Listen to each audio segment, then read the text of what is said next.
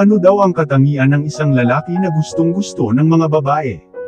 Actually maraming katangian ng lalaki na gustong-gusto ng mga babae, depende na yun sa isang babae.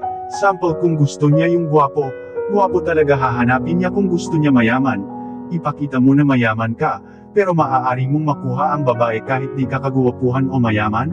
It's take time. Pag wala ka pang experience sa babae, ipakita mo ang mga sa kanya at dapat totoo talaga na ganito ka, maging natural ka sa mga ta. Isa, mabait at magalang. Mahalaga ang pagiging respetado at maayos sa pakikitungo sa iba, dapat ganito ka lagi. Pangalawa, mapanuri at marunong makinig. Ang kakayahan na makinig at magkaroon ng malasakit sa mga ini-express ng babae ay mahalaga, lalo na ang pakikinig. Pangatlo, tiwala sa sarili. Ang lalaki na may kumpiyansa sa sarili ay itinuturing ng mga babae na atraktibo. Pang-apat, mapanagot. Ang pagiging responsable sa mga pangako at gawain ay isang mahusay na katangian para sa kanila. Pang-lima, may malasakit sa kapwa. Ang pagkakaroon ng empatiya at pag-aalala sa iba ay positibong katangian na nakakaakit at nakagagaan ng damdamin sa mga babae. Pang-anim, masayahin at may kakayahan magpatawa. Ang pagiging masayahin ay maaaring maging magaan sa pakikisalamuha hindi lang sa jowa mo, pati rin sa ibang tao. Pang-pito, matatag at determinado.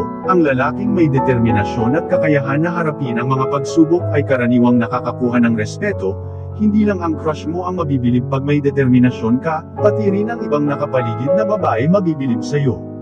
Pang-walo, may ambisyon. Ang pagtutok sa mga layunin at pangarap sa buhay ay maaaring maging inspirasyon sa mga babae, kaya pag may ambisyon ka lagi kanyang iisipin, pag nakita niya ang katangian na yun sa'yo.